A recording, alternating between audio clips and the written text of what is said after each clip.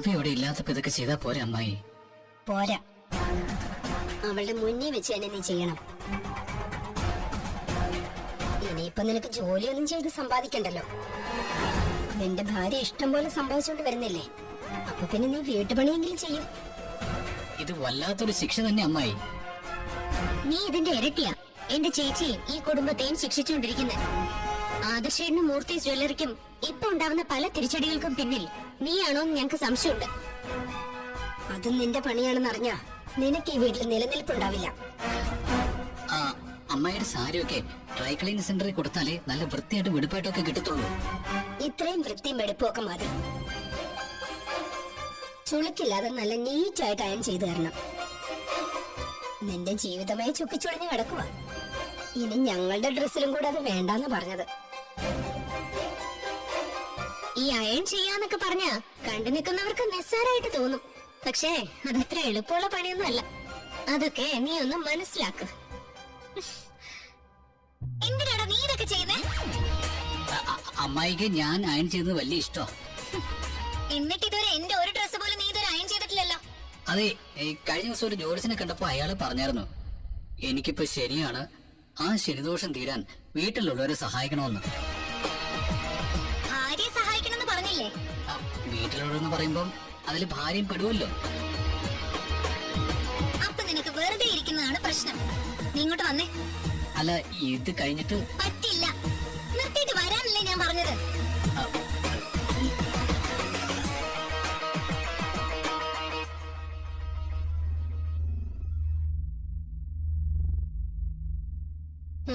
തൽക്കാലം നീ ചെല്ലേ.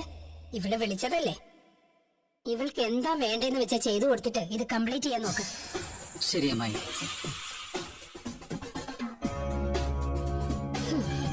ഞാൻ ബാക്കിയൊന്ന് അയൺ ചെയ്യട്ടെ അമ്മ. അതൊന്നും വേണ്ട മോളെ. അവൻ ചെയ്തില്ലെങ്കിലേ അവന്റെ അമ്മ ചെയ്തോളും. മോള് വയ്യാതിരിക്കല്ലേ, ഒന്നും ചെയ്യണ്ട.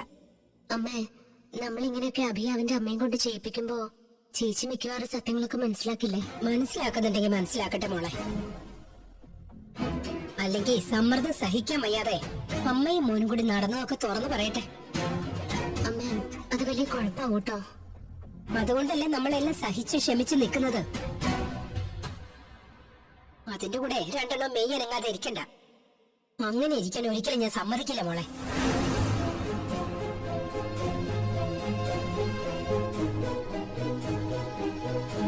നീ വാ.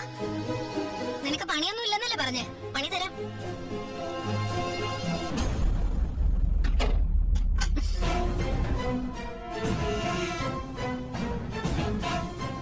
ഇത് പിടിക്ക്.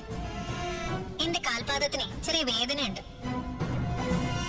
അതിനുള്ള ബാമായത്. നീ എന്റെ കാലിലൊന്ന് തേച്ചു പിടിപ്പിക്ക. ഇരിക്കൂടെ?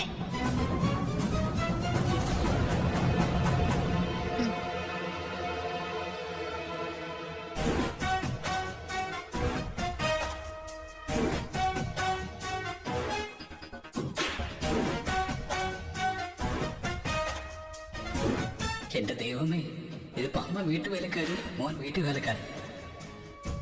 അവര് പറയുന്നതൊക്കെ എത്ര ഉത്സാഹത്തോടെ നീ ചെയ്തു കൊടുക്കുന്നെ. പിന്നെന്താ സ്വന്തം ഭാര്യയുടെ കാലിൽ ബാം തടവാൻ ഇത്ര ബുദ്ധിമുട്ട്? ബുദ്ധിമുട്ടുണ്ടെന്ന് ഞാൻ പറഞ്ഞില്ലല്ലോ. നിനക്ക് ജോലി ഇല്ലാത്തതാണ് പ്രശ്നമെങ്കിലേ എത്രയും പെട്ടെന്ന് ഞാൻ നിനക്കൊരു ജോലി തരപ്പെടുത്തി തരാം.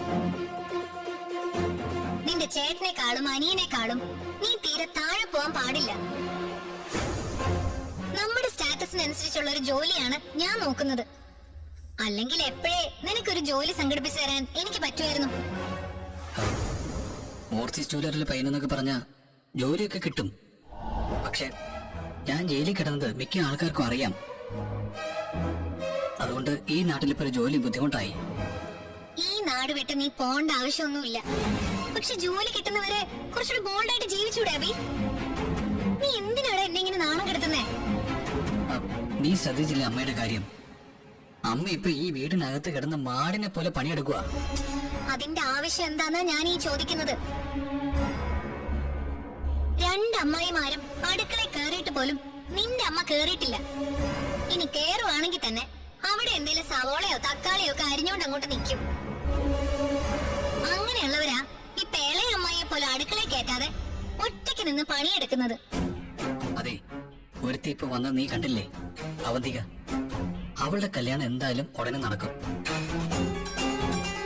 ആ സമയത്ത് എടുപ്പത് പൊന്നും പണമൊക്കെ കൊടുക്കണമെങ്കിലേ അമ്മയും ഞാനും ഒക്കെ ഒന്ന് കോംപ്രമൈസ് ചെയ്ത് കൊടുത്തേ പറ്റൂ. എന്തിനാ കൊടുക്കുന്നേ? വന്നവളും ഇപ്പൊ അവരുടെ സൈഡല്ലേ. അവൾ എന്നെ പോലും വെറുപ്പോടെ നോക്കുന്നേ. ഞാൻ ചെയ്യുന്ന ഒന്നും ശരിയല്ലെന്ന് അവള് പറയുന്നേ. അവൾക്ക് എന്ത് പറ്റിയെന്ന് ഞങ്ങൾക്ക് ഇതുവരെ മനസ്സിലായിട്ടില്ല. അമ്മയും അവളുടെ സ്വഭാവം കണ്ട് ഞെട്ടലില്ല.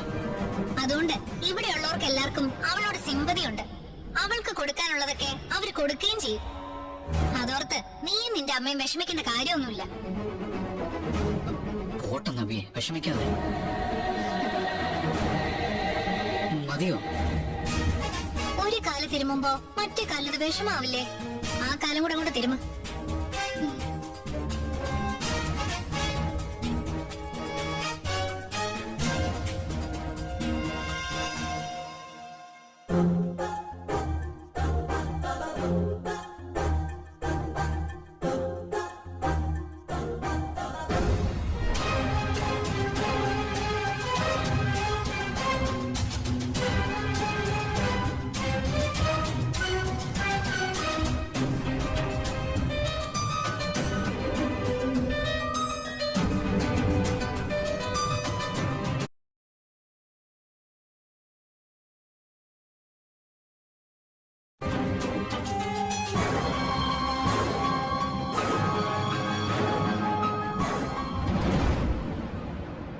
ചേച്ചിയുടെ കാര്യമാണ് ഓർത്തോണ്ടിരിക്കുന്നത്. അതെ. എന്താ സംഭവിക്കുന്നതെന്ന് മനസ്സിലാവുന്നില്ല. എന്തിനു വേണ്ടിയിട്ടാ അവര് പണം ഇങ്ങനെ വാരി എറിയുന്നത്? ഒരു സൂപ്പർ മോഡലിന് കൊടുക്കുന്നതിനേക്കാളും പൈസ അവർ നവ്യക്ക് ഇപ്പൊ കൊടുത്തിരിക്കുന്നത്. അത് 2 വർഷത്തേക്കല്ലേ? 2 വർഷത്തേക്കായാലും അത്രയും കൊടുക്കില്ല. നമ്മളും ജ്വല്ലറി ബിസിനസ് ചെയ്യുന്നവരാ. മൂർത്തി ജ്വല്ലറിയാ ഇന്ന് പരസ്യത്തിന് വേണ്ടി ഏറ്റവും കൂടുതൽ ഫണ്ട് മാറ്റി വെച്ചിരിക്കുന്നത്. അങ്ങനെയുള്ള നമ്മള് പോലും ഒരു മോഡലിന് വേണ്ടി ഇത്രയും പണം കൊടുക്കത്തില്ല. നവ്യക്ക് മോഡൽ രംഗത്ത് വലിയ ഭാവിയൊന്നും ഉണ്ടെന്ന് വിശ്വസിക്കുന്ന ആളൊന്നുമല്ല ഞാൻ. അവള് അത്ര വലിയ പെർഫോമറും അല്ല. ഇത് നമ്മളെ കരിവാരി തേക്കാൻ വേണ്ടി ഏൻ ജ്വല്ലറിക്കാര് ചെയ്യുന്നത്. അവിടെ ആദർശേട്ടാ മുത്തശ്ശന്റെ വാക്കുകൾക്ക് പ്രസക്തി ഉള്ളത്. അവര് നമ്മളെ അടിമുടി തകർക്കാനാ നോക്കുന്നത്.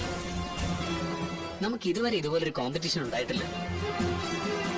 അതിപ്പോ ഞാൻ MD ആയ ശേഷമല്ല, മുത്തശ്ശൻ ആ സ്ഥാനത്തിരുന്ന സമയത്തും ഇതുപോലെ ആരും നമ്മളെ ഈ രീതിയിൽ വിഷമിപ്പിച്ചിട്ടില്ല. ഇത് നമ്മളെ തകർക്കാനാ ശ്രമിക്കുന്നത്. അതിനെ മറികടക്കാനുള്ള ബുദ്ധിയും കഴിവും ഒക്കെ ആദർശേട്ടനുണ്ടെന്നാ എന്റെ വിശ്വാസം. ഞാനും അച്ഛനും ഇളയച്ചനും ഒക്കെ ഇപ്പൊ പഴയതിനേക്കാളും ബിസിനസ്സിൽ കോൺസെൻട്രേറ്റ് ചെയ്യുന്നുണ്ട്. 100% കമ്പനിയോട് കൂറുള്ള സ്റ്റാഫ് മൂർത്തി ജ്വല്ലറിയുടെ വിജയം. എന്നാ ഇപ്പോഴേ അവരെ പോലും നമ്മൾ വിശ്വാസത്തിൽ എടുത്തിട്ടില്ല. കുടുംബത്തിനകത്തുള്ള ഒരു പെൺകുട്ടിയെ വെച്ച് എതിരാളികൾ മാർക്കറ്റ് ചെയ്തുകൊണ്ടിരിക്കുന്നത്. അവിടെ നവ്യ എന്ന മോഡലല്ല, അനന്തപുരിയുടെ മരുമോള് മോഡലായെന്ന് ജനശ്രദ്ധ പിടിച്ചു പറ്റിയിരിക്കുന്നത്. നയനാസ് കളക്ഷൻസ് ഇന്ന് വളരെ ഫേമസ്. ആ ഡിസൈനറുടെ ചേച്ചിയാ ഇന്ന് ഏൻ ജ്വല്ലറിയുടെ മോഡലായിട്ട് ബിഗ് സ്ക്രീനിൽ പോലും തെളിയുന്നത്.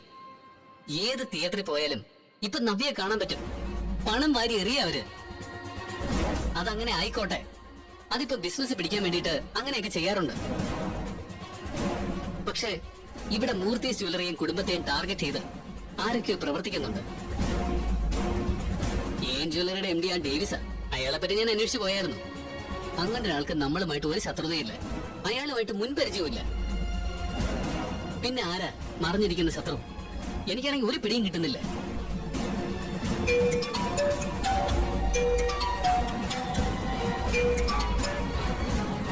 മുത്തച്ഛ, ഞാൻ ദേ വരുന്നു. മുത്തച്ഛൻ വിളിക്കുന്നു. ഞാൻ അങ്ങോട്ട് ചെല്ലട്ടെ.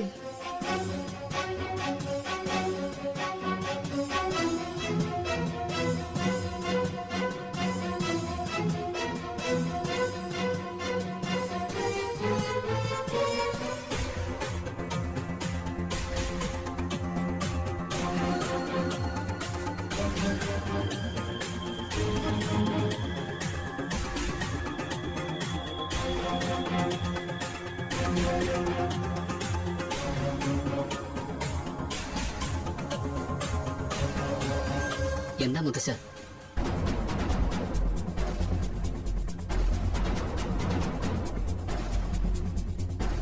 ബിസിനസ്സിലും 2 രീതികളുണ്ട്. സ്വർണത്തിലാണ് കൂടുതൽ. ഒന്ന്, പാരമ്പര്യ തനിമയുള്ള സ്വർണം സെയിലാക്കി കസ്റ്റമേഴ്സിന്റെ വിശ്വാസം നേടിയെടുക്കുന്ന രീതി. മറ്റൊന്ന്, ഇന്നത്തെ കാലത്തെ സോഷ്യൽ മീഡിയയുടെ സഹായത്തോടെ പേരെടുക്കുന്ന രീതി. ട്രഡീഷണൽ സ്വർണത്തിന് സോഷ്യൽ മീഡിയയിലെ പരസ്യവാചകങ്ങളെ മറികടക്കാൻ കഴിയും. ഇവിടെ പക്ഷേ എതിർഭാഗത്തുള്ളവർ പണിക്കൂലി സൗജന്യമാക്കിയിരിക്കുകയാണ്. അങ്ങനെ വരുമ്പോ സ്വർണത്തിന്റെ മാറ്റം പോകാറാണ് പതിവ്. ഇവിടെ അത് സംഭവിച്ചിട്ടില്ല. നമ്മുടെ രീതി തന്നെയാണ് AN ജുവലറി തുടരുന്നത്. മേക്കിംഗ് ചാർജ് അവർ ഈടാക്കുന്നില്ല. എന്നാൽ കൊടുക്കുന്നതോ തനി തങ്കമാണ്. മാർക്കറ്റ് പിടിച്ചടക്കാൻ തന്നെ അവർ നോക്കുന്നത്. ഞാനിപ്പോ നിന്നെ വിളിപ്പിച്ചത് അത് പറയാനല്ല. ഒരു അമേരിക്കൻ കമ്പനി 5 വർഷത്തെ ഡീൽ ഉറപ്പിക്കാൻ മുംബൈയിൽ ക്യാമ്പ് ചെയ്യുന്നുണ്ട്. ഗോൾഡ് ആൻഡ് ഡയമണ്ട്സ് ബിസിനസ് തന്നെയാണ്. കിലോ കണക്കിന് സ്വർണവും അതേപോലെ ഡയമണ്ടിന്റെ ക്വാളിറ്റി നോക്കി അത് പർച്ചേസ് ചെയ്യാനാണ് അവർ വന്നിരിക്കുന്നത്. മുത്തശ്ശ, ഞാനും അതിന് കൊട്ടേഷൻ കൊടുത്തിട്ടുണ്ട്. അറിയാം, കൊട്ടേഷൻ കൊടുത്തോണ്ടൊന്നും കാര്യമില്ല. ഈ ബിസിനസ് നമുക്ക് നഷ്ടപ്പെടരുത്. ഒരു തകർച്ചയുണ്ടായപ്പോ അത് മാധ്യമങ്ങൾ കൊട്ടിക്കൊഴിച്ചത് കൊണ്ടാണ് നമുക്കൊരു ഇടിവ് സംഭവിച്ചത്. ഇത് പക്ഷെ അതുപോലെയല്ല. ഈ ബിസിനസ് നഷ്ടമായാൽ നമ്മുടെ ഗ്രാഫ് ഒരുപാട് ഇടിയും മോനെ. അതെന്റെ മാത്രമല്ല, നമ്മുടെ ബിസിനസിന്റെ പ്രസ്റ്റീജ് ഇഷ്യൂ ആണ്. നമ്മുടെ ഇപ്പോഴത്തെ പ്രശ്നങ്ങൾക്കൊക്കെ ഈ ഡീൽ ഒരു പരിഹാരമാകുമെന്നാണ് എന്റെ വിശ്വാസം. മുത്തശ്ശ, ഇതെന്തായാലും നമുക്ക് നഷ്ടപ്പെടില്ല. ഒരു കാരണവശാലും നഷ്ടപ്പെടാൻ പാടില്ല. ഈ അമേരിക്കൻ കമ്പനി എന്ന് പറയുമ്പോ അറിയാലോ, അവർക്ക് ഈ പണിക്കൂലി എന്ന് പറയുന്ന ഒരു പ്രശ്നമല്ല. നമ്മുടെ പാരമ്പര്യവും ട്രസ്റ്റും ഒരു പരിധി വരെ ഡീലേഴ്സിനൊക്കെ ഇംപ്രസ് ചെയ്യാറുള്ളതാ. 100-99% ഈ ഡീല് നമുക്ക് കിട്ടാനാ സാധ്യത. എങ്കിലും എനിക്കൊരു ഭയം പോലെ. ഇനി നിന്റെ മുന്നിൽ അധികം സമയമൊന്നുമില്ല മോനെ. നീ ആ അമേരിക്കൻ കമ്പനിയുടെ രീതികളും ടേസ്റ്റും ഒക്കെ കൃത്യമായിട്ട് പഠിക്കണം. ഇതുവരെ ഇതുപോലുള്ള സന്ദർഭങ്ങളിലൊക്കെ എന്നെക്കാളും കഴിവ് തെളിയിച്ചിട്ടുണ്ട്. ഇവിടെയും അത് വേണം. AN ജുവലറി ഈ ഡീലിൽ പങ്കുകൊള്ളാൻ സാധ്യതയുണ്ട്. ഇനിയൊരു പരാജയം നമുക്ക് താങ്ങാൻ പറ്റില്ല. മുത്തശ്ശൻ വെറുതെ ടെൻഷൻ ആവണ്ട. എന്തൊക്കെ ചതിപ്രയോഗങ്ങൾ നടന്നാലും ഇവിടെ ഞാൻ വിജയിച്ചതിനെ തിരിച്ചു വരും മുത്തശ്ശ. എന്റെ യാത്രയ്ക്ക് എത്രത്തോളം പ്രാധാന്യമുണ്ടെന്ന് എനിക്ക് നന്നായിട്ട് അറിയാം. മുത്തശ്ശൻ ഉണ്ടാക്കി വെച്ച മൂർത്തി ജ്വല്ലറിയുടെ പേരും പെരുമയും ഒരിക്കലും ഞാൻ നഷ്ടപ്പെടുത്തില്ല. ആ ഉറപ്പ് ഞാൻ തരാം.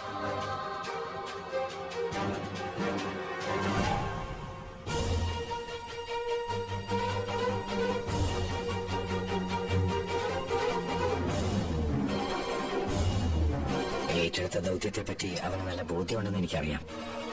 എങ്കിലും അവനെ കുറച്ചുകൂടി അലേർട്ടാക്കാൻ വേണ്ടിയാണ് ഞാൻ അങ്ങനെ പറഞ്ഞത്. ഇതുവരെ ഒന്നും പറയാതെ തന്നെയാണ് അവൻ അവന്റെ കടമകൾ ചെയ്തുകൊണ്ടിരിക്കുന്നത്. അവനെ പോലെ ഒരാളോട് ഇങ്ങനെ സംസാരിക്കേണ്ടി വന്നത് പോലും എനിക്ക് വിഷമമുള്ള കാര്യമാണ്. എന്നാൽ ദുബായിലെ തകർച്ച മുംബൈയിലും തുടർന്നാൽ അത് നമ്മുടെ നിലനിൽപ്പിന് ഭീഷണിയാവും. സ്വർണ്ണ ബിസിനസ്സിൽ ഡേവിഡ്സൺ എന്നൊരു ബിസിനസ്സുകാരനെ എനിക്ക് പോലും പരിചയമില്ല. അയാൾ പെട്ടെന്ന് എങ്ങനെയാ ഉദിച്ചു വരുന്നതെന്ന് എനിക്ക് മനസ്സിലാവുന്നില്ല. അയാൾക്ക് എന്താ ഇത്രയും നമ്മളോട് വാശിയെന്നും എനിക്കറിയില്ല. ഒരു കാര്യം ഉറപ്പിച്ചോ, അയാൾക്ക് പിന്നിൽ മറ്റാരോ ഉണ്ട്. നമ്മൾ തമ്മിൽ കണക്ഷനുള്ള ആരോ ഒരാൾ.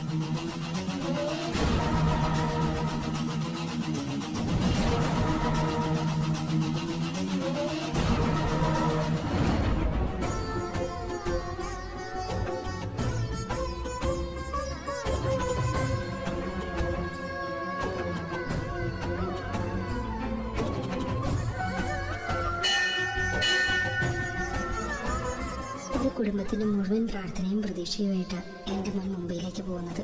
അവൻ വിജയിച്ച് തന്നെ തിരിച്ചു വരണേ ഭഗവതി.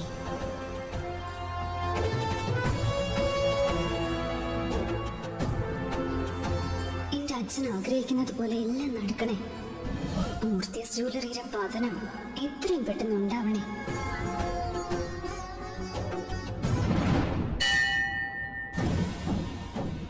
ആദർശന്റെ പേരില് അർച്ചന വഴിപാടൊന്നും നടത്തണ്ടേ അമ്മായി?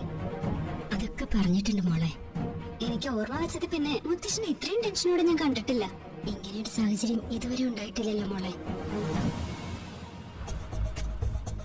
പിന്നെ മോൾക്ക് ഓർമ്മ വെക്കുന്നതിന് മുമ്പേ ചില സംഭവങ്ങളൊക്കെ വീട്ടിലുണ്ടായിട്ടുണ്ട്. അങ്ങനെയാ മോളുടെ അച്ഛൻ വീട്ടിൽ നിന്ന് പുറത്തായത്. ആ കഥകളൊന്നും മോൾക്കറിയില്ല. മോളോട് ആരും പറഞ്ഞിട്ടുമില്ല. എങ്കിലും അന്നൊന്നും ഇതുപോലെ നമ്മുടെ ജ്വല്ലറി തകർച്ചയെ നേരിട്ടിട്ടില്ല. ഇതാദ്യമായിട്ടാ മൂർത്തിയസ് ജ്വല്ലറിയുടെ മാർക്കറ്റ് ഇടിയുന്നത്. അത് ഇനിയും ഇടിയും. അവസാനം താഴെ ഒന്നാമതാവും. നമുക്ക് വലം വെച്ചിട്ട് വരാമേ. വാ മോളെ.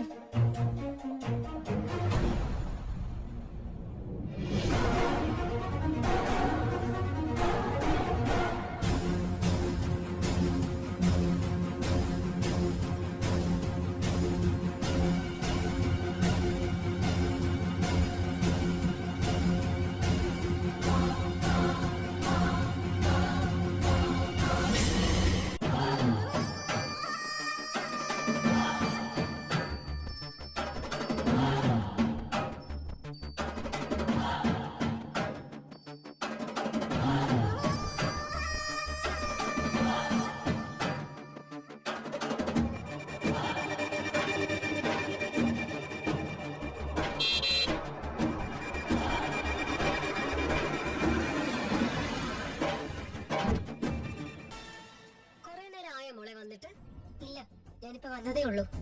അവിടെ എല്ലാരും പ്രാർത്ഥനയോടെ പ്രാർത്ഥനയാ. രാവിലെ അമ്മായിയമ്മയും മരുമോളും കൂടി അമ്പലത്തിലോട്ട് പോയായിരുന്നു. കൂടെ എന്റെ മോളും ഉണ്ട്. അതൊക്കെ ഇപ്പോഴേ ചെറിയൊരു മാറ്റം. ഞങ്ങളെ വിമർശിച്ചിട്ട് അവർക്കൊപ്പം നിക്കുവാ. അവന്തിയുടെ കല്യാണമൊക്കെ നടക്കാനുള്ളതുകൊണ്ട് അവരെ സോപ്പിട്ട് നിക്കുവായിരിക്കും. അങ്ങനെയാണെന്ന് എനിക്ക് തോന്നിയില്ല. പുറത്തൊക്കെ പോയി പഠിച്ചിട്ട് വന്നപ്പോഴേ ഞങ്ങൾക്ക് രണ്ടാൾക്കും കൾച്ചർ ഇല്ലാന്ന് അവക്കൊരു തോന്നല്. ആദർശേട്ടൻ ജയിലിലാണെന്ന് കരുതിയിട്ട് ഞാനും അച്ഛനും അമ്മയൊക്കെ ഒരുപാട് സന്തോഷിച്ചതാ. എന്നുവെച്ചാ അതുപോലെ ആയിരുന്നല്ലോ അഭിയേട്ടൻ ഞങ്ങൾ എല്ലാരും പറഞ്ഞ് വിശ്വസിപ്പിച്ചത്. അതിന്റെ പേരിൽ കേക്കും മുറിച്ചു. അവസാനം നയനയ്ക്കൊപ്പം അയാളെ കണ്ടപ്പോ ഞങ്ങളുടെ നല്ല ജീവൻ അങ്ങ് പോയി. പോട്ടെ മോളെ, അവനെന്ന ഭാഗ്യ